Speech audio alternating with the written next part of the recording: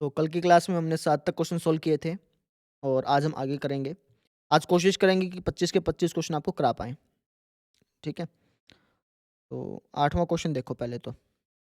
अच्छा, हर एक क्वेश्चन को पहले खुद पढ़ लेना, ना बहुत ही आसान-आसान क्वेश्चन है, खुद ट्राई करेंगे ना, तो अपने आप निकल जाएँगे, ठीक है?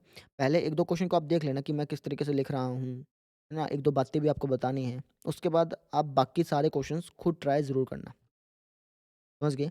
जैसे 8वाँ क्वेश्चन है, इसको आप एक बार देख लो। क्या लिखा है कि एक थैले में 3 लाल और 5 काली गेंदें हैं। एक हमारे पास थैला है, उसके अंदर 3 तो लाल बॉल हैं और 5 काली गेंदें हैं, ठीक है? इस थैले में से एक गेंद यादृच्छा निकाली जाती है। यादृच्छा का मतलब होता है कि बिना किसी चीटिंग के। हमने ऐसा नहीं किया कि उस थैले को देखा हो पहले, है ना? फिर हर एक बॉल को छुआ हो, ऐसा नहीं किया हमने। हमने क्या किया, हाथ डाला ऐसे और जौन-सी भी बॉल मिली, वही निकाल ली, ऐसे। यादृच्छा का मतलब है कि बिना उस थैले को देखे हुए, बिना चीटिंग किए हुए, बिना बिना किसी बॉल को चुने हुए, हमने रैंडमली हाथ डाला, जौन-सी भी आई वही निकाल ली, है ना? तो जब आप हाथ डाल कर के कोई एक बॉल निकालोगे, या तो वो बॉल लाल होगी या फिर कौन-सी बॉल होगी? काली होगी, ऑब्वियस सी बात है लाल नहीं होगी, है ना? अब ध्यान दीजिए, या तो वो बॉल लाल होगी या फिर वो बॉल लाल नहीं होगी। लाल नहीं होगी मतलब काली होगी। भाई सिंपल सी बात है, 2 ही तो बॉल हैं, 2 ही प्रकार की तो बॉलें हैं, या तो वो लाल बॉल होगी या काली होगी। अब काली को मैं ऐसे भी बोल सकता हूँ कि लाल नहीं होगी, बात तो सेम ही हुई। तो ये बात क्वेश्चन में क्या की है? कि इसकी प्रायिकता क्या है कि जो गेंद आप निकालोगे, वो गेंद लाल होगी। यानी मुझे ये बताना है कि भैया इसका चांस क्या है, इसकी पॉसिबिलिटी क्या है कि जो मैं बॉल निकालूँगा ना, वो लाल हो, और इसकी पॉसिबिलिटी क्या है जो मैं बॉल निकालूँगा वो लाल ना हो। तो दोनों की पॉसिबिलिटी बतानी है, लाल की भी और लाल नहीं की भी। कैसे बताएँगे वो समझो। तो सबसे पहले मैं डिटेल लिख दूँ। सबसे पहले हम लिखेंगे लाल गेंदों की संख्या। लाल गेंद हैं कितनी भैया? लाल गेंद है जी हमारे पास 3। फिर काली गेंदों की संख्या। काली गेंद कितनी है? ये है जी 5। फिर हम लिखेंगे कुल गेंदों की संख्या। टोटल बॉल कितनी है? 5 और 3 8। ये हमारे पास डिटेल हो गई। अब प्रायिकता निकालना स्टार्ट करते हैं। हमें प्रायिकता निकालनी है लाल गेंद की। लाल गेंद निकालने की। लाल गेंद निकलने की प्रायिकता। निकलने की प्रायिकता मतलब भाई जब मैंने हाथ डाला उस थैले में, तो मेरे हाथ में लाल बॉल आएगी, लाल बॉल निकलेगी, इसकी क्या पॉसिबिलिटी है? कितने परसेंट चांस है? कितना चांस है कि वो लाल बॉल हो? ये बताना है मुझे, है ना? तो इसलिए मैंने लिखा कि लाल गेंद निकलने की प्रायिकता कितनी हो जाएगी? प्रायिकता का फ़ॉर्मूला कराया था आपको याद है?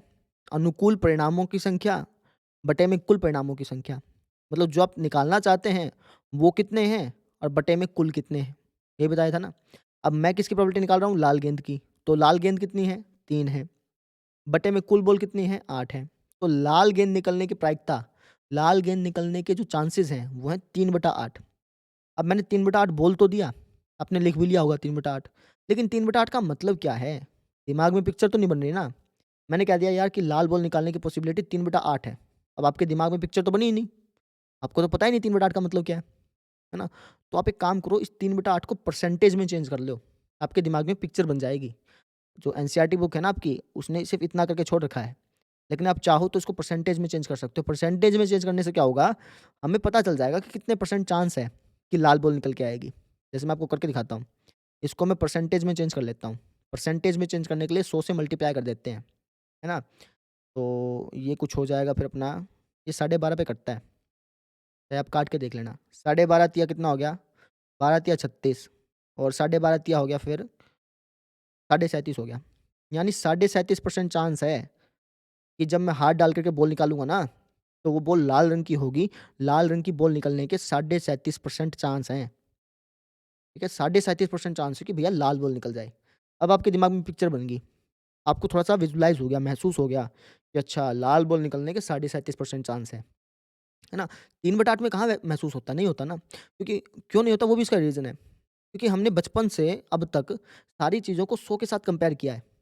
आपके मैथ में नंबर आते हैं। पेपर होता है मान लो आपका, है ना? पेपर में आपके 80% नंबर आए, उसको आपने 100 से ही तो कंपेयर किया। भई आपके मान लो, कई बार मेरे साथ ऐसा होता है कि मेरे माता-पिता पढ़े हुए नहीं थे, तो 60 नंबर का पेपर होता था, 60 में से मान लो मेरे मैथ में 55 आ गए, तो घरवालों को मैं 100 के हिसाब से बताता था। क्योंकि घरवालों को अगर मैं बताऊँगा ना 60 में से 55 आए हैं, तो उनको मालूम नहीं चलेगा कितने आए हैं। फिर मैं उसको परसेंटेज में चेंज करके 100 से मल्टीप्लाई करके फिर बता देता कि था कि भैया अगर 100 का पेपर होता ना, 100 नंबर का पेपर होता, तो मेरे इतने आए हैं। समझ गए ना? अब ये दिमाग में विजुअलाइज़ हो जाएगा, ठीक है? बाकी आपके एनसीईआरटी बुक में इतना ही दिया गया है और इतना ही करिएगा। ये तो मैं जानबूझ के करवा रहा हूँ ताकि आपको विजुअलाइज़ करने में आसानी हो, है ना? महसूस करने में आसानी हो, ठीक है? अच्छा, एक सवाल पूछूँ आपसे? लाल गेंद निकलने की जो पॉसिबिलिटी है, भाई लाल गेंद निकल जाए इसके जो चांस हैं, वो 37.5% चांस है। लाल गेंद ना निकले, इसके कितने होंगे? 100 में से ये घटाओगे, सिंपल सी बात है ना। मैंने कहा कि भैया ये चीज़ होने के 80% चांस है। ये चीज़ ना हो, इसके कितने परसेंट चांस होंगे? 20% चांस होंगे। आपने क्या किया 100% में से 80% घटा दिया। सेम चीज़ यहाँ पे करेंगे, है ना? लाल गेंद निकलने के इतने परसेंट चांस हैं, लाल गेंद ना निकले, इसके कितने परसेंट चांस हो गए? 100% में से आप 37.5% घटाओगे, है ना? जब घटाओगे तो यहाँ पे 62% आएगा। ये आप करके देख लेना, ठीक है? कितना परसेंट आएगा? 62.5%।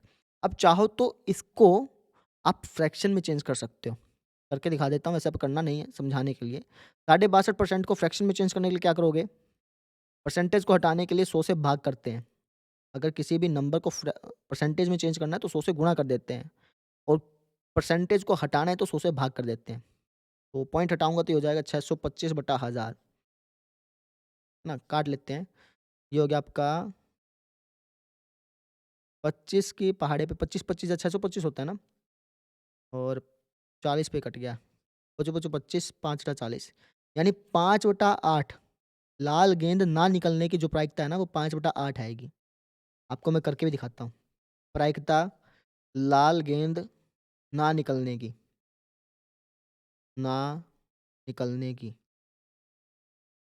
ना निकलने की मतलब लाल गेंद नहीं निकलनी चाहिए। लाल गेंद नहीं निकलनी चाहिए। अब लाल गेंद नहीं निकलेगी तो कौन-सी बॉल निकलेगी? काली निकलेगी। काली बॉल हैं कितनी टोटल? काली बॉल हैं जी 5, तो क्या 5 बटे में टोटल बॉल कितनी है? 8। तो लाल गेंद ना निकलने की प्रायिकता कितनी हो गई? 5/8। यहाँ से भी अपना 5/8 आया था। ये सिर्फ़ समझाने के लिए था। समझ में आ गई? आपको सिर्फ़ करना ऐसे ही है, इतना ही करना है। सिर्फ़ इतना ही करना है, ये इसको मैं मिटा देता हूँ, इतना ही करना है। ठीक है? 5/8 का मतलब 62.5%, 62.5% चांस है कि वो बॉल काली निकले या फिर कह लो लाल ना निकले। थोड़ा दिमाग में पिक्चर बनी? हम पढ़ क्या रहे हैं असल में, है ना? प्रोबेबिलिटी बहुत जगह यूज़ होगी। ज़िंदगी में हर जगह प्रोबेबिलिटी यूज़ होगी कि भैया मान लो कि कोई चीज़ आपको चूज़ करनी है, कोई डायरेक्शन चूज़ करनी है, तो कितने परसेंट चांस है कि मैं ये सही डायरेक्शन चूज़ कर रहा हूँ? कितने परसेंट चांस है कि मैं ये गलत डायरेक्शन चूज़ कर रहा हूँ? ठीक है ना? अब और अभी तो शुरुआत है प्रायिकता की। 12th में जब आप जाएँगे ना 11th-12th में जब आप जाएँगे, तो प्रायिकता एक हाई लेवल पे होगी, नेक्स्ट लेवल पे। हाँ, तब आपको रियल लाइफ़ में इसका असली मतलब समझ में आएगा। ठीक है? तो ये आपका हो गया 8वाँ क्वेश्चन, अब आप देख लेते हैं 9वाँ क्वेश्चन।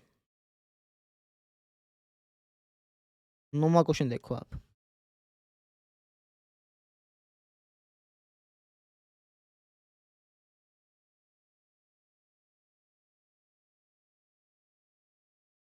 देखो जी, क्या बोला गया कि एक डब्बे में 5 लाल कंचे, 8 सफ़ेद कंचे और 4 हरे कंचे हैं।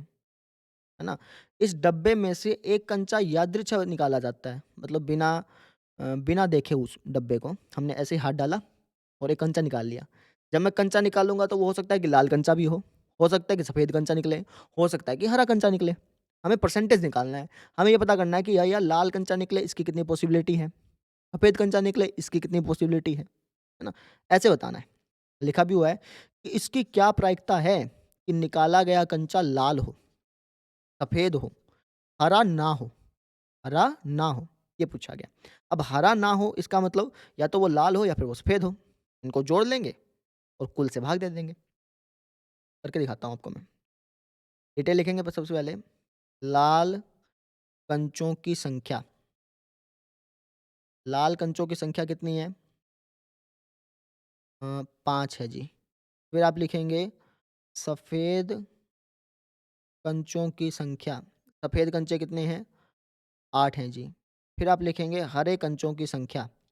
हरे कंचे कितने हैं जी अपने पास? 4 हैं। उसके बाद फिर कुल कंचों की संख्या। कुल कंचे कितने हैं?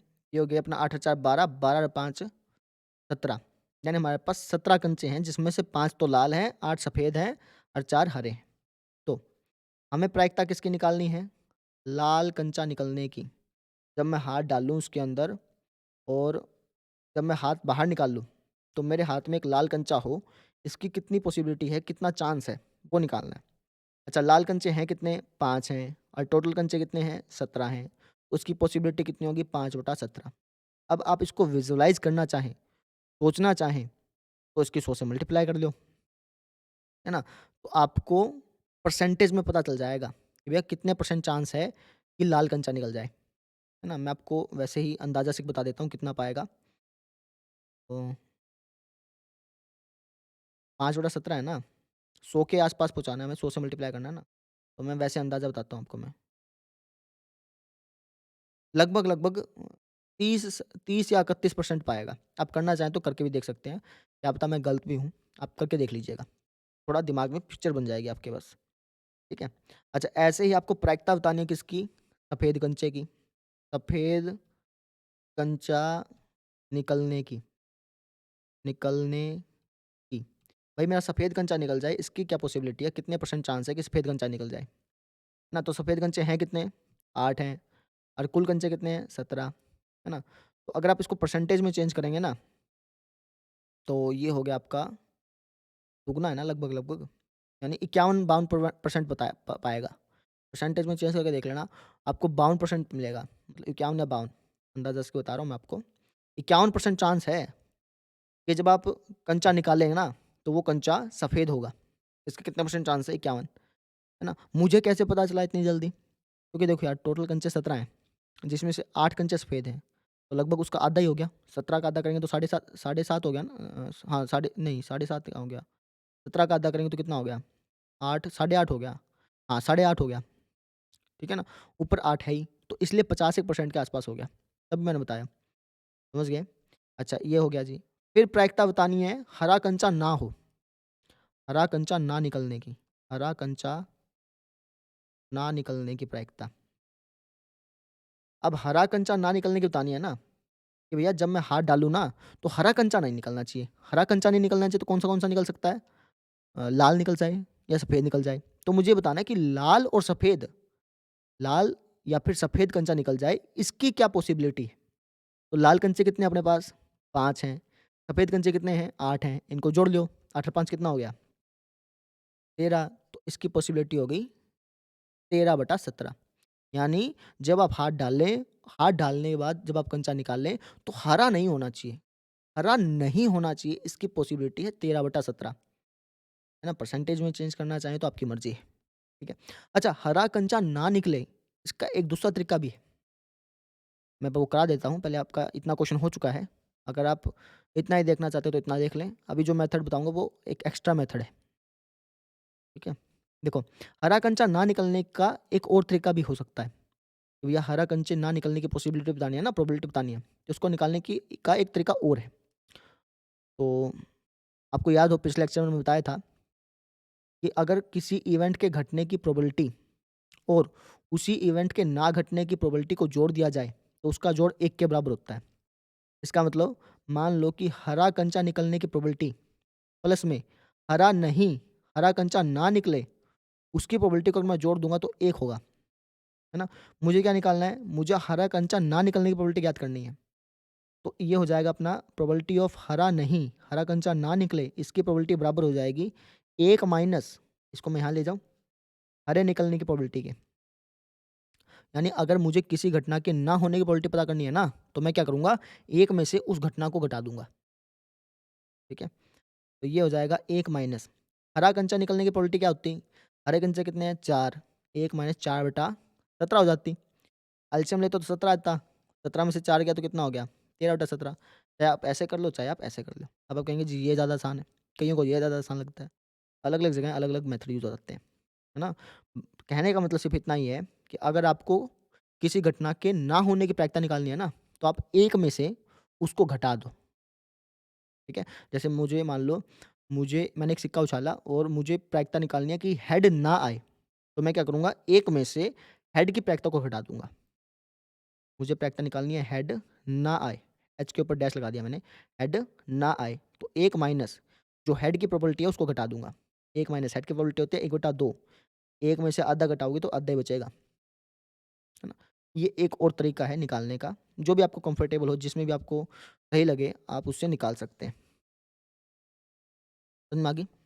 तो इस तरीके से हमने ये क्वेश्चन सॉल्व कर लिया। कर लेंगे? अब देखते हैं जी क्वेश्चन नंबर 10वां।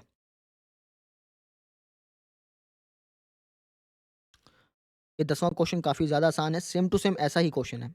अब मैंने जो बातें बतानी थी ना आपको, वो सारी बातें बता दी।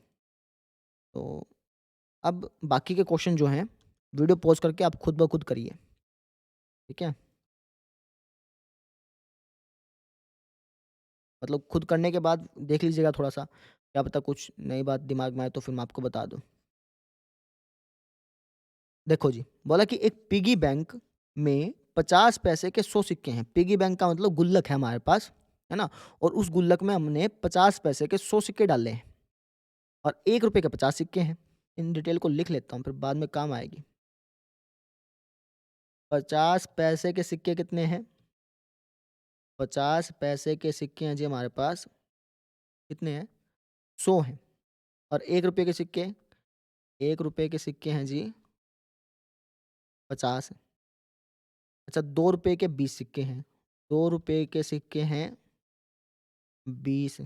₹5 के 10 सिक्के हैं। ₹5 के सिक्के हैं 10, है ना? तो इनको जोड़ लें, कुल सिक्के, टोटल सिक्के कितने हो गए अपने पास? ये हो गया 50, 100, 50, 150, 160, 170, 180 हो गया। टोटल सिक्के हमारे पास 180 हैं। फिर क्या बोला कि यदि पिगी बैंक मतलब गुल्लक को हिला करके उल्टा करने पर कोई एक सिक्का गिरने के परिणाम समप्रायिक हैं, तो इसकी क्या प्रायिकता है कि वह गिरा हुआ सिक्का 50 पैसे का होगा? हाँ, तो अब यहाँ पे एक शब्द आया समप्रायिक, है ना? अब ये जो समप्रायिक शब्द है, इसका मतलब क्या हुआ कि भैया जब आप उस गुल्लक को उल्टा करोगे ना, तो 50 पैसे, ₹1, ₹2 और ₹5, ये जो आपके पास सिक्के हैं ना, इनके नीचे गिरने की प्रोबेबिलिटी सबकी सेम है। ऐसा नहीं है कि भैया 50 पैसे का सिक्का हल्का होता है वैसे, है ना? तो हल्का सिक्का है तो ये जल्दी गिरेगा, ऐसा नहीं है। सबकी सेम पॉसिबिलिटी है, सबके पास सेम चांसेस हैं, ऐसा नहीं है। इसको नकार दिया, अब आप ये मत समझिए कि भैया 50 पैसे का सिक्का हल्का है तो वो जल्दी गिरेगा, है ना? समप्रायिक यहाँ पर इसलिए दिया गया है। यहाँ पे ध्यान से समझिए, समप्रायिक किसके साथ है? गिरने के परिणाम के साथ है।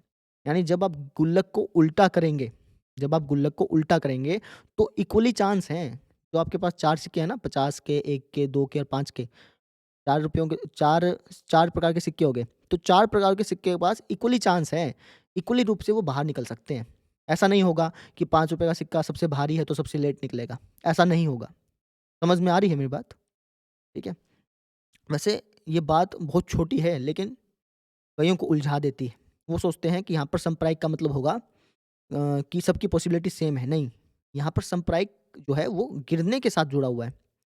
यानी जब सिक्के गिरेंगे ना तो उन सब की पॉसिबिलिटी गिरने की पॉसिबिलिटी सेम है। समझ में आ गई? ठीक है। अच्छा, क्या बोला फिर आगे कि इसकी क्या प्रायिकता है कि जो गिरा हुआ सिक्का है वो 50 पैसे का होगा और जो गिरा हुआ सिक्का है वो ₹5 का नहीं होगा। ये बताना है। देख लेते हैं। तो हमें प्रायिकता बतानी है इसकी 50 पैसे, पैसा या फिर पैसे लिखेंगे यार, पैसे, पैसे ज़्यादा सही रहेगा। 50 पैसे का सिक्का गिरने की प्रायिकता बताओ कि जब मैं उस गुल्लक को उल्टा करूँगा, तो कितनी पॉसिबिलिटी है, कितना चांस है कि 50 पैसे का सिक्का गिरे? कितने परसेंट चांस है कि वो 50 पैसे का सिक्का गिरे? ऐसे समझ लो। तो 50 पैसे का सिक्का गिरने की गिरने की पॉसिबिलिटी बतानी है, प्रायिकता बतानी है, ठीक है? अच्छा जी, तो 50 पैसे के सिक्के हैं कितने? 100 हैं और टोटल सिक्के कितने हैं? 180 हैं, है ना? तो 0 से 0 कट गया, 2 पंजा 10, 2 निमा 18, यानी 5/9 चांस है कि 50 पैसे का सिक्का गिर जाए। अब 5/9 को ਆਪਾਂ विजुलाइज़ तो कर नहीं पा रहे, तो इसको परसेंटेज में चेंज करके देख लेते हैं कि भैया कितने परसेंट चांस है। अब 500/9 यानी 9 पंजा 45, 5 80 पे क्या 9 पंजा 45, यानी 55.5% मान लो, अंदाज़ा से बता रहा हूँ मैं आपको। 55.5 कह लो, 56 कह लो चलो। 56% चांस है कि जब मैं उस गुल्लक को उल्टा करूँगा तो 50 पैसे का सिक्का गिरने के चांस कितने हैं? 56%। विज़ुअलाइज़ कर पा रहे हो? 56% चांस है कि यार 5 पैसे का सिक्का गिर जाए। ये मतलब हुआ। समझे? अच्छा जी, ये तो हो गया खत्म। ये तो निकाल लिया। फिर क्या बोला कि ₹5 का ना हो, ₹5 का ना हो। ठीक है, देख लेते हैं। प्रायिकता निकालनी है कि जब मैं गुल्लक को उल्टा करूँगा, तो प्रायिकता निकाल लो कि जो सिक्का निकलेगा वो ₹5 का ना हो। ₹5 का सिक्का ना हो, इसकी पॉसिबिलिटी क्या है? ₹5 का सिक्का ना हो, ना हो, इसकी पॉसिबिलिटी क्या है? ये कितने परसेंट चांस है कि ₹5 का सिक्का ना गिरे, है ना? कैसे निकालेंगे? 2 तरीके बता दिए। या तो आप 1 में से ₹5 का सिक्का गिरने की प्रायिकता घटा दो। 1 माइनस प्रोबेबिलिटी ऑफ ₹5 का सिक्का गिरने की, वो कर सकते हो। या फिर लॉजिकली सोच लो, इसने क्या पूछा? कहा कि ₹5 का सिक्का ना हो। अब ₹5 का सिक्का नहीं गिरना चाहिए, तो इसके अलावा कौन-कौन सा गिर सकता है? 50 पैसे का सिक्का गिर सकता है, ₹1 का सिक्का गिर सकता है, ₹2 का सिक्का गिर सकता है ना? तो इनको जोड़ लो, ये हो गया 100, 150 और 170, है ना? जो आप चाहते हैं, बटे में कुल कितने हैं? हम क्या चाहते हैं कि भैया 5 का ना गिरे, 5 का ना गिरे, 5 का ना गिरे, तो फिर और कौन-कौन सा गिर सकता है? 50 पैसे का गिर सकता है, ₹1 का गिर सकता है, ₹2 का गिर सकता है। तो इन सबको जोड़ लिया हमने, इन सबको जोड़ा तो 170 हो गया और बटे में टोटल कितना है? 180 है। 0 से 0 कट गई, ये आ गया 17 बटा 18, सिंपल। अच्छा, एक बात और बताता हूँ, अभी हमने इनको जोड़ा, है ना? इनको जोड़ लिया। अब आपके मन में सवाल आना चाहिए कि इनको हमने जोड़ा ही क्यों? है ना? इनको हमने जोड़ा ही क्यों? ये आप +1 में सीख जाएँगे, +1 में सीख जाएँगे। परम्यूटेशन कॉम्बिनेशन करके एक चीज़ आएगी वहाँ पे आप सीख जाएँगे कि इनको हमने जोड़ा ही क्यों? ठीक है? तो ₹5 का सिक्का ना हो, इसकी पॉसिबिलिटी क्या है? 17/18, यानी ये तो पूरा-पूरा हो गया, मतलब 95, 95, 96 पे जाना चाहिए लगभग-लगभग। 96% चांस है कि भैया जब आप गुल्लक को उल्टा करेंगे ना, तो वो ₹5 का सिक्का नहीं होगा। इसके कितने परसेंट चांस है? 96। मैं अंदाज़ा से बता रहा हूँ, इतना एक पाएगा। ठीक है? ये मतलब था। समझ में आ गई? तो ये हो गया आपका क्वेश्चन नंबर 10वाँ। अब देखिए क्वेश्चन नंबर 11वाँ।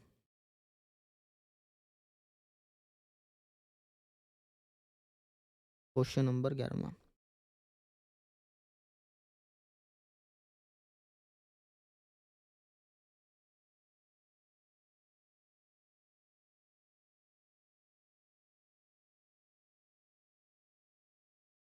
क्या बोला गया? कि गोपी अपने जल जीव कुंड के लिए एक दुकान से मछली खरीदती है। जल जीव कुंड का मतलब एक्वेरियम। कई घरों में आपने देखा होगा, दुकानों पे भी देखा होगा। कई घर वाले क्या करते हैं, जो अच्छे खासे पैसे वाले होते हैं, वो मछलियों के लिए एक काँच का घर बनवाते हैं, ऐसा छोटा-सा बर्तन होता है, उसी को हम एक्वेरियम बोलते हैं, जहाँ पे मछली रहती हैं, जैसे आप यहाँ पे देख पा रहे हैं। है ना? दुकानदार एक टंकी जिसमें 5 नर मछली और 8 मादा मछली हैं, में से एक मछली यादृच्छा उसे देने के लिए निकालती है। मतलब समझो इसका, एक लड़की है गोपी, है ना? वैसे गोपी का नाम सुनते ही वो नाटक याद आता है ना, साथ निभाना साथिया करके एक नाटक आता था, है ना? तो एक लड़की है, चलो गोपी एक लड़की है और उसने है ना, एक मछली खरीदनी है। वो गई दुकानदार के पास। दुकानदार के पास जो टंकी थी, जिस टंकी में वो मछलियाँ रखता था, उस टंकी में है ना 5 तो मेल मछली हैं, मेल का मतलब लड़का मछली कह लो, ठीक है? और 8 फीमेल मछली हैं, मादा मछली हैं। तो उसमें से दुकानदार ने क्या किया, ऐसे हाथ डाला, अब दुकानदार ऐसा थोड़ी ना देखेगा कि कौन-सी मछली दूँ, कौन-सी नहीं। उसने हाथ डाला, जौन-सी मछली फँसी, निकाल ली, ठीक है? अच्छा, इसकी क्या प्रायिकता है कि निकाली गई जो मछली है, वो नर मछली है, इसकी क्या प्रायिकता है, ये पूछा गया।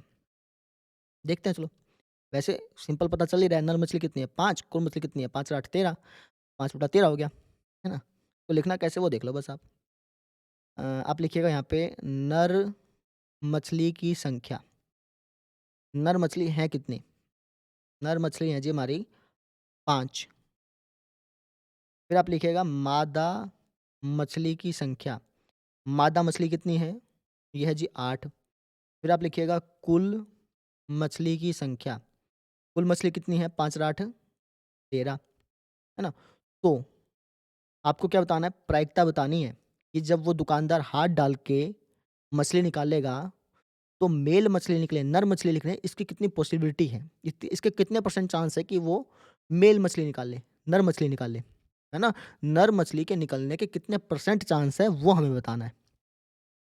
तो प्रायिकता बतानी है हमें नर मछली के के निकलने की।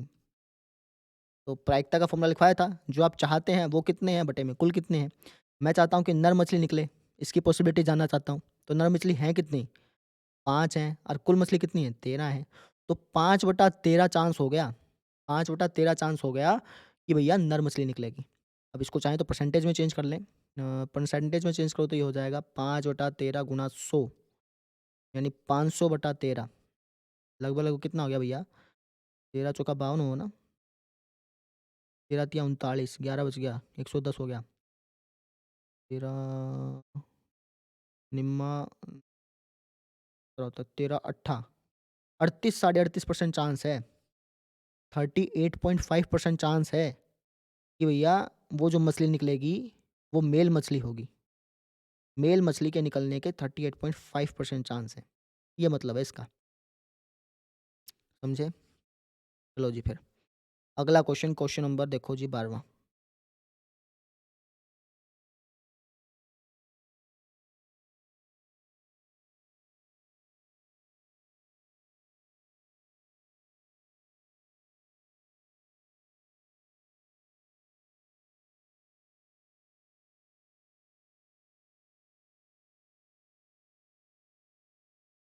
देखो, क्या-क्या रखा है कि संयोग के एक खेल में, चांस के एक खेल में एक तीर को घुमाया जाता है। ये जो तीर आप देख रहे हो, इसको हमने ऐसे पकड़ा और ऐसे घुमा दिया।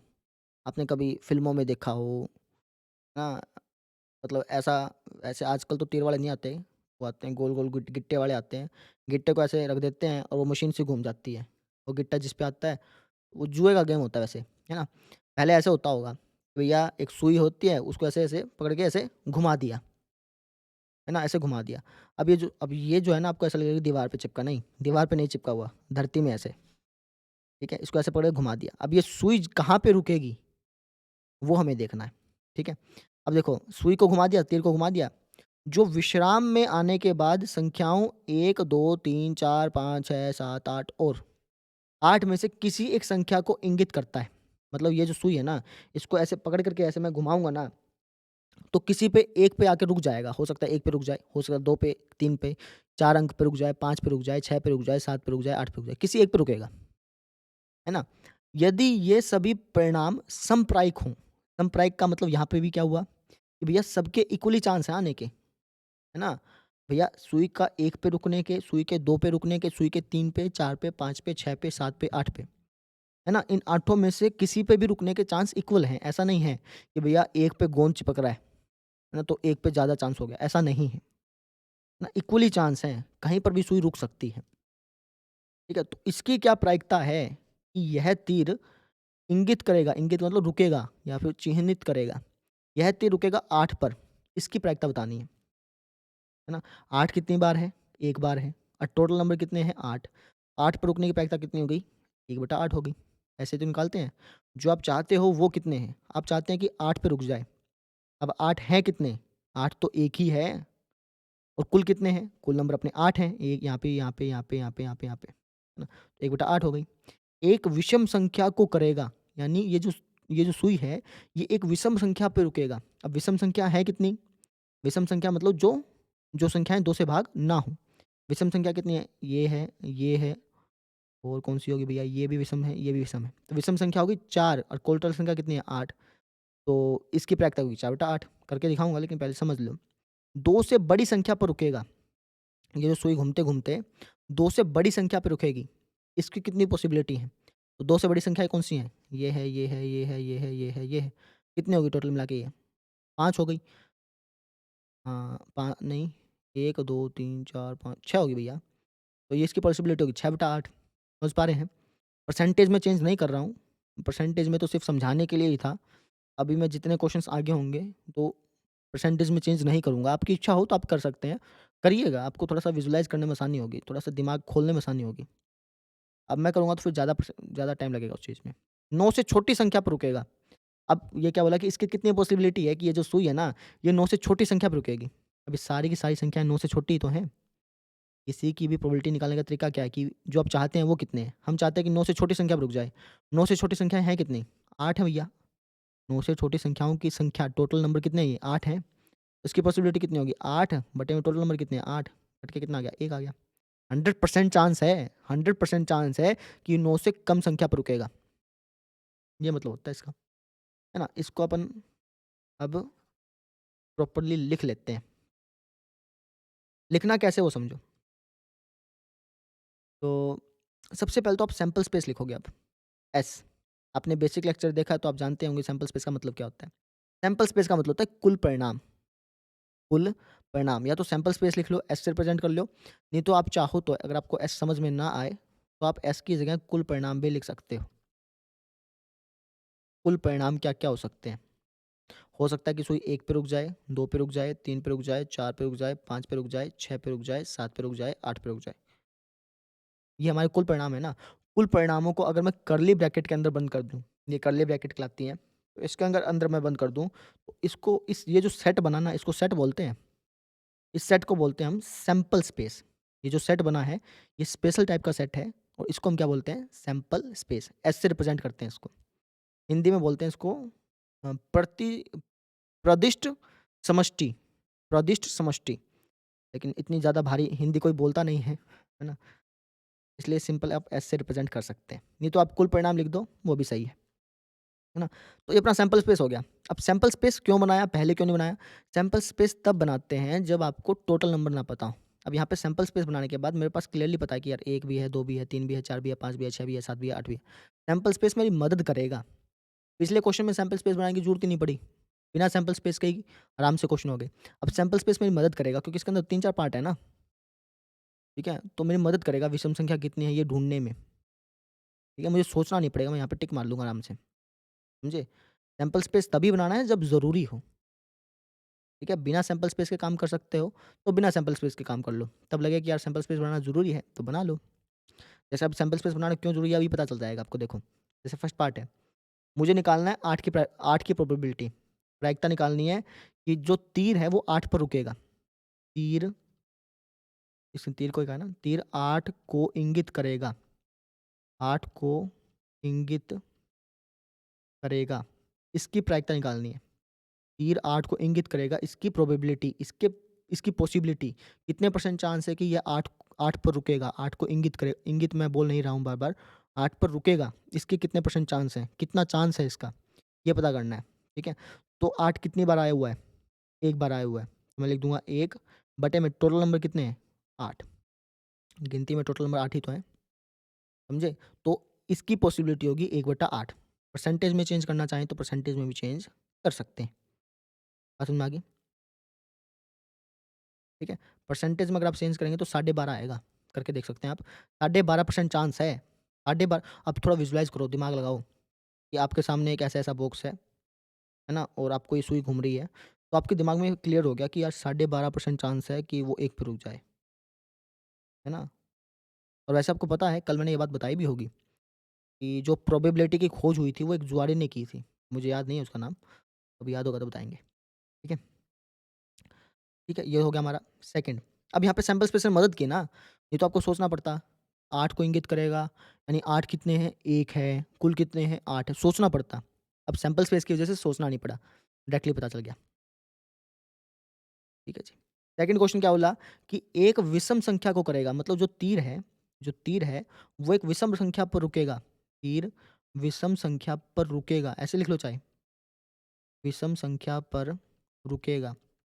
इंगित का जो 2 मिनट रुको यार। तीर विषम संख्या इंगित, चाहे तो इंगित लिख दो, चाहे रुकेगा लिख दो। इंगित लिख देता हूँ, मेरे ध्यान में नहीं आया रुकेगा कैसे रुकेगा, अच्छा ठीक है। तीर विषम संख्या पर रुकेगा लिखूँगा अब तो। मैं दिमाग से एकदम निकल गया कि रुकेगा कैसे लिखते हैं, ठीक है। तो तीर विषम संख्या पर रुकेगा, इसकी कितनी पॉसिबिलिटी है? देख लेते हैं। विषम संख्याएँ हैं कितनी इसमें?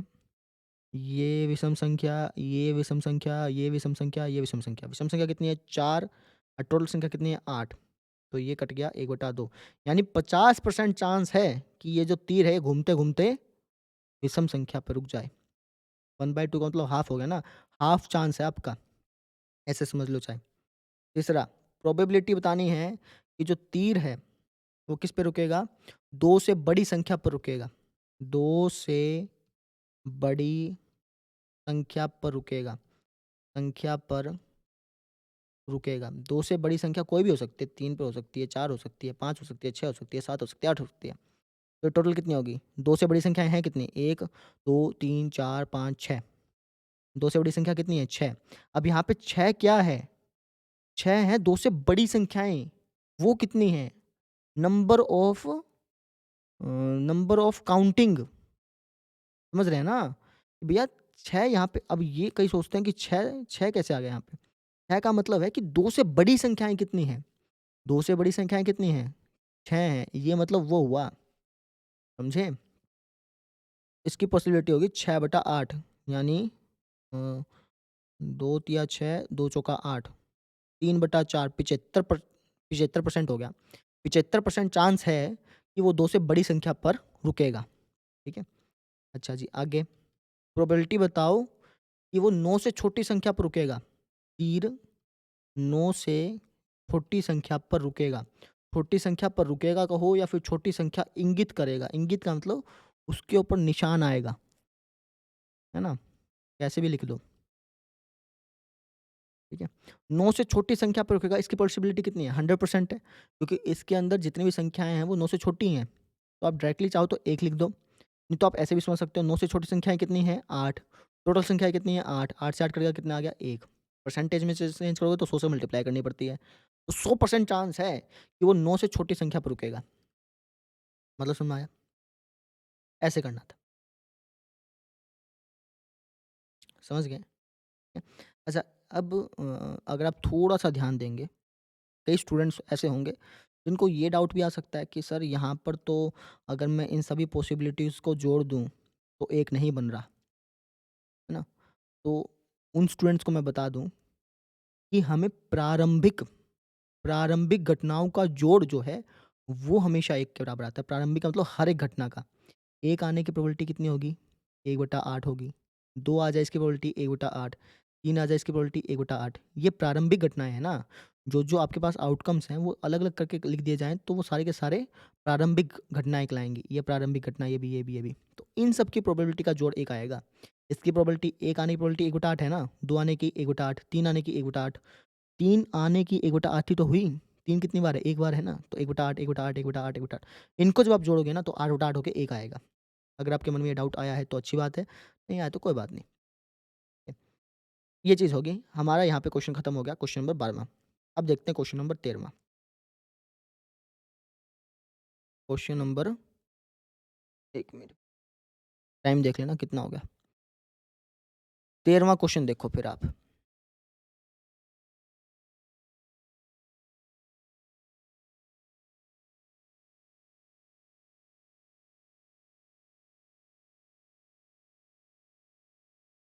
ये आपका 13वाँ क्वेश्चन है।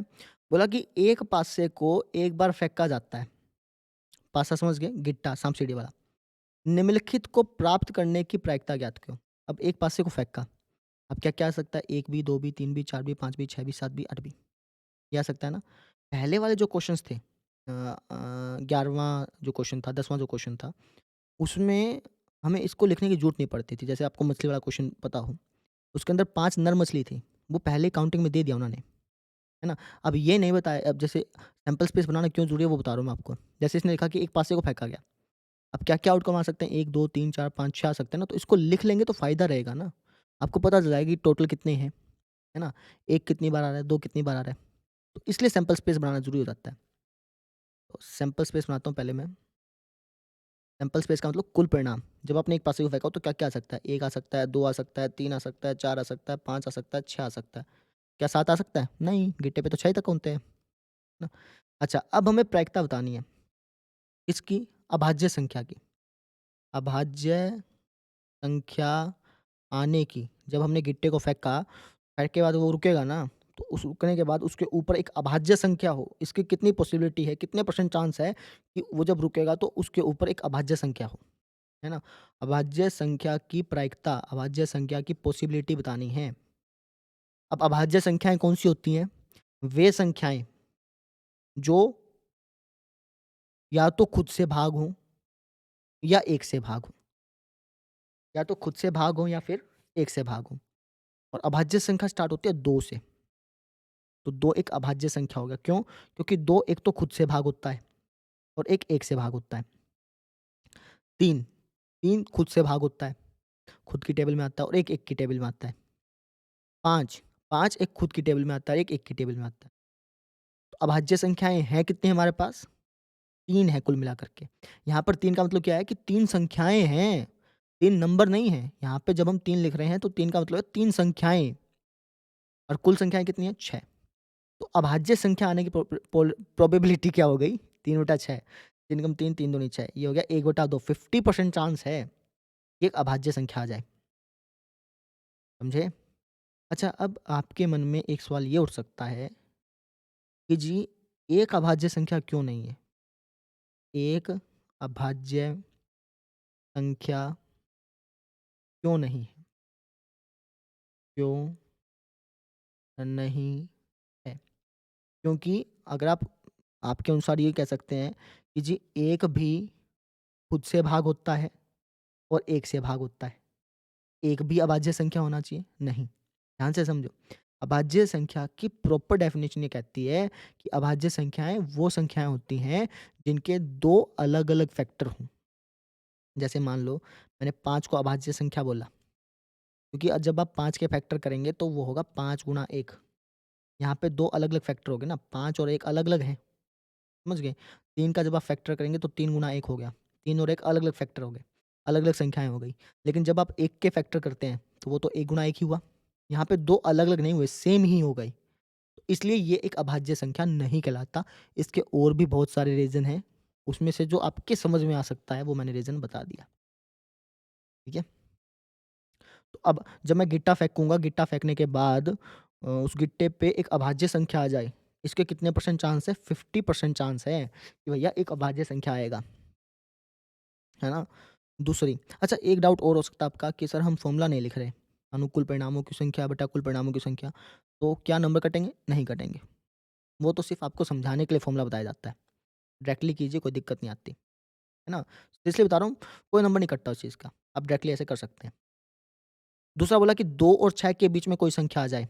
प्रायिकता बताओ, 2 और 6 के बीच स्थित कोई संख्या आने की, कोई संख्या आने की प्रायिकता बतानी है। हमें पॉसिबिलिटी बतानी है कि 2 और 6 के बीच में कोई संख्या आ जाए। इसकी पॉसिबिलिटी क्या होगी? है ना? अच्छा, 2 और 6 के बीच में है कौन-कौन सी संख्याएँ बताना मुझे? 2 और 3, 2 और 6 के बीच में कौन-कौन सी संख्याएँ हैं? 2 और 6 के बीच में ना 3 भी आता है, 4 भी आता है, 5 भी आता है। तो टोटल मिलाकर कितनी संख्याएँ आती हैं 2 और 6 3 के 2 और 6 के बीच में? 3 संख्याएँ आती हैं ना? तो आप लिखोगे यहाँ पे 3। यहाँ पे 3 का मतलब क्या है? 3 संख्याएँ हैं।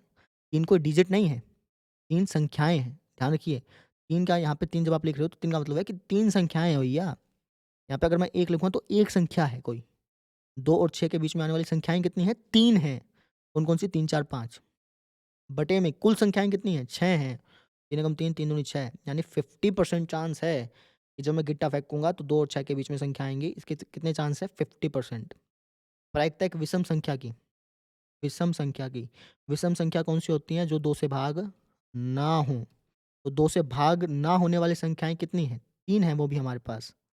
कौन-कौन सी है बताऊँ? तो मिटा दूँ यार एक बारी। तो 2 से भाग ना होने वाली संख्याएँ कौन-कौन सी हैं?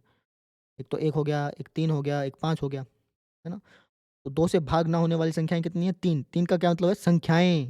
विषम संख्याएँ कितनी हैं? 3 हैं, है ना? बटे में कुल संख्या कितनी है? 6 हैं, तो इसकी पॉसिबिलिटी भी कितनी हो गई? 50%। 50% चांस है कि विषम संख्या आ जाए, 50% चांस है कि 2 और 6 के बीच में कोई संख्या आ जाए, 50% चांस है कि अभाज्य संख्या आ जाए। ये मतलब हो गया। नोट करिए, अगला क्वेश्चन देखते हैं। Question number 14th। अब 14th क्वेश्चन ध्यान से समझिएगा। वैसे अगर आपने बेसिक लेक्चर देखा है तो आपको जल्दी समझ में आ जाएगा। नहीं देखा तो आ तो जाएगा, लेकिन थोड़ा मेहनत लगानी पड़ेगी आपको। देखिए, कार्ड वाला क्वेश्चन आ गया आपका। क्या बोला गया कि 52 पत्तों की अच्छी प्रकार से फेटी हुई का मतलब ऐसे शफल की हुई। जो आप कभी आपने ताश खेला हो या फिर पत्ते देखे हो तो वो ऐसे ऐसे नहीं करते। इसको बोलते हैं शफल करना, मतलब फेंटना। ठीक है, तो 52 पत्ते हैं, उनको उनको अच्छी तरह से फेंटा हुआ है।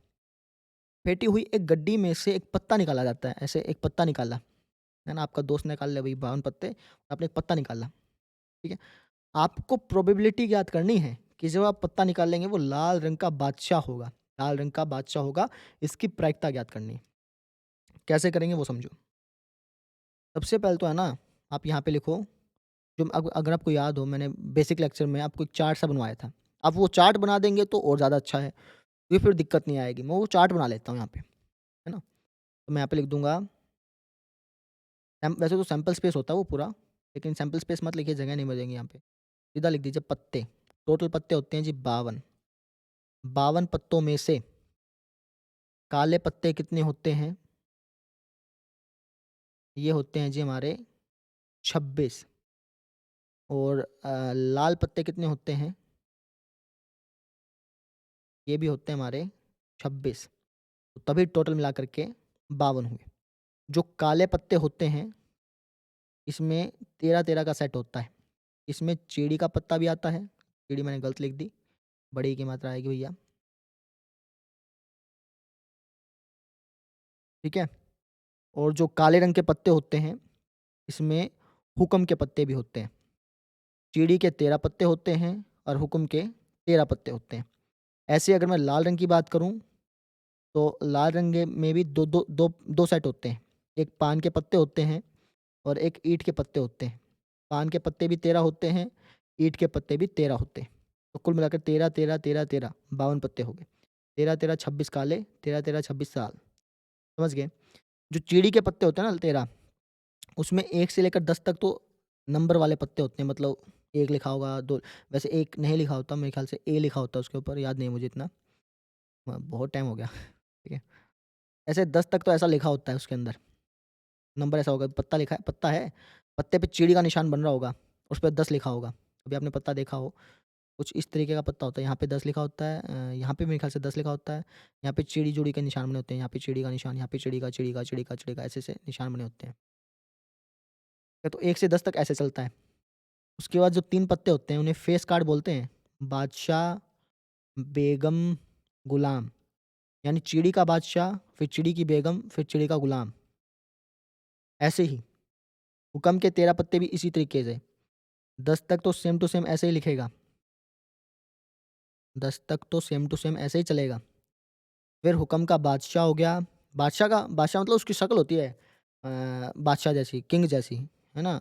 और उस पे जो बीच-बीच में चिन्ह बने होते हैं, वो हुक्म के बने होते हैं, हुक्म के। बादशाह, फिर बेगम और फिर गुलाम। ठीक है? ऐसे ही सेम टू सेम इसके साथ सिस्टम है, पान के साथ। पान के साथ भी ऐसे ही 10 लिखे होते हैं। इसके बाद फिर पान का बादशाह होता है, पान की बेगम होती है और पान का गुलाम होता है। अब मैं आपसे एक सवाल पूछूँ? पान की बेगम हैं कितनी टोटल? बताना मुझे। पान की बेगम कितनी हैं? एक ही है। लाल बेगम कितनी होंगी? लाल रंग की बेगम कितनी होंगी, बता सकते हो? 2 होंगी। क्यों? बताऊँ क्यों? बताओ, पहले आप खुद बताओ। क्यों होंगी लाल 2 बेगम? पान की भी 1 बेगम होगी, ईंट की भी 1 होगी, है ना? तो इस तरीके से ये चार्ट बना लिया करो। इस टाइप का जो क्वेश्चन आए ना, उसमें चार्ट बना दिया करो, कोई दिक्कत आए तो। क्योंकि चार्ट बनाने में हेल्प बहुत ज़्यादा मिलती है ना? चार्ट नहीं बनाओगे, डायरेक्टली करके आओगे, तब भी कोई दिक्कत नहीं है। समझ में आ गई? तो यहाँ पर सबसे पहले आप लिखो कुल परिणाम। अगर चार्ट नहीं बनाओगे तो, अगर चार्ट नहीं बनाओगे तो यहाँ पे आप लिख देना कुल परिणाम। बना लिया तो कोई दिक्कत ही नहीं है ना? अब डायरेक्टली आपने करना है, लाल रंग का बादशाह आने की प्रायिकता बतानी है। तो आप यहाँ लिखेंगे भैया, प्रायिकता किसकी? लाल रंग का बादशाह आने की। भाई जब मैं एक पत्ता निकालूँ ना, वो पत्ता जो निकले, वो पत्ता लाल रंग के बादशाह का हो। जब मैंने वो एक पत्ता निकाला, वो पत्ता किसका हो? लाल रंग के बादशाह का हो। इसकी प्रायिकता कितनी है? निकालोगे तो एक ही पत्ता, लेकिन लाल रंग के बादशाह हैं कितने? बताना मुझे, इस डायग्राम में देख के बताओ। लाल रंग के बादशाह कितने हैं? 1 है। लाल रंग का तो एक ही बादशाह है ना, ये रहा, ये बैठा, है ना? टोटल बादशाह कितने हैं? 4 हैं। टोटल बेगम कितनी है? 4 हैं। टोटल गुलाम कितने हैं? 4 हैं। काले गुलाम कितने हैं? बताना, काले गुलाम कितने हैं? 2 हैं। एक तो ये रहा और एक ये रहा। काली बेगम 2 हैं भैया। काले बादशाह 2 हैं। लाल बादशाह 2 हैं। टोटल पत्ते 52 हैं। काले पत्ते 26 हैं। लाल पत्ते 26 हैं। चिड़ी कितनी है? 13 है। हुक्म कितने हैं? 13 हैं।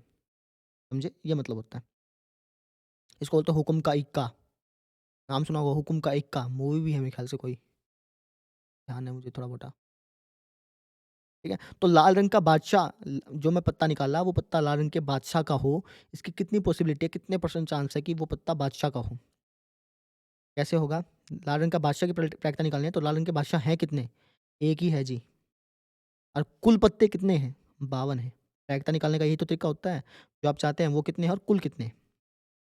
दूसरी है, प्रायिकता निकालनी है किसकी? एक फेस कार्ड की। जो फेस कार्ड का पत्ता हो, फेस कार्ड हो, कार्ड मतलब ही पत्ता होता है। मतलब जो आपने वो पत्ता निकाला, वो फेस कार्ड हो, इसकी क्या प्रायिकता है? फेस कार्ड मतलब जिसके ऊपर फ़ोटो चिपकी होनी चाहिए। फ़ोटो किसकी होती है सिर्फ़? इसकी बादशाह, बेगम, गुलाम। ये फेस कार्ड कहलाते हैं, ये फेस कार्ड, ये फेस कार्ड, ये फेस कार्ड, ये फेस कार्ड। तो फेस कार्ड कुल मिलाकर के कितने हो गए? 12 नहीं हो गए? है तो काले और 6 लाल, है तो काले-काले बादशाह, मतलब बादशाह, बेगम, गुलाम, 6 हो गए ऐसे। 6 ये हो गए, तो 12 हो गए ना टोटल। तो फेस कार्ड कितने हो गए? 12, टोटल पत्ते 52। तो फेस कार्ड की प्रायिकता कितनी होगी? 12/52। आप चाहें तो इसको परसेंटेज में भी चेंज कर सकते हैं। मैं नहीं कर रहा हूँ, थोड़ा-सा टाइम लग जाएगा मुझे, है ना? आप करके देख लीजिए, चाहे कैलकुलेटर से करके देख लीजिए, थोड़ा-सा विजुअलाइज़ होगा, है ना? तो 1/52 तो बहुत कम हो गया। मैं आपको करके दिखा देता हूँ, 100/52 हो गया ना? यानी 2% चांस है, 2% से भी कम होगा। 2% चांस है कि बादशाह का पत्ता निकल जाए। अब दिमाग में पिक्चर बनी ना कि 1/52 का क्या मतलब हुआ कि अच्छा मैं एक पत्ता निकालूँगा तो बादशाह का पत्ता हो, लाल रंग का बादशाह हो, तो उसके कितने परसेंट चांस है? सिर्फ़ 2%, मात्र 2% चांस हैं कि भैया जो मैं पत्ता निकाला वो बादशाह का निकले, लाल रंग के बादशाह का। समझ में आ रही मेरी बात? ये मतलब होता है इसका, ठीक है? अच्छा जी, आगे चलते हैं चलो। अब बाकी जो क्वेश्चन है आप ये खुद कर सकते हैं। अब वीडियो पॉज़ करिए और 3rd, 4th, 5th, 6th अपने आप कर सकते हैं। 3rd क्या है? लाल रंग का तस्वीर वाला पत्ता। लाल रंग के फेस कार्ड कितने हैं? 6 हैं, तो इसकी प्रायिकता होगी 6/52। पान का गुलाम, बताइए पान के गुलाम कितने हैं? पान का गुलाम कितना है? 1 है, 1, 1 ही तो है पान का गुलाम। पान का गुलाम तो 1 ही है। लाल गुलाम बोलता तो क्या होता? 2 हो जाते। हुक्म का पत्ता बताओ चलो। मतलब समझो, जब मैंने वो पत्ता निकाला तो वो पत्ता हुक्म का हो, इसकी कितनी पॉसिबिलिटी है ना? तो हुक्म के पत्ते कितने हैं टोटल? 13 हैं। कुल पत्ते कितने हैं? 52, तो इसकी पॉसिबिलिटी होगी 13/52। एक ईंट की बेगम निकले। ईंट की बेगम है कितनी?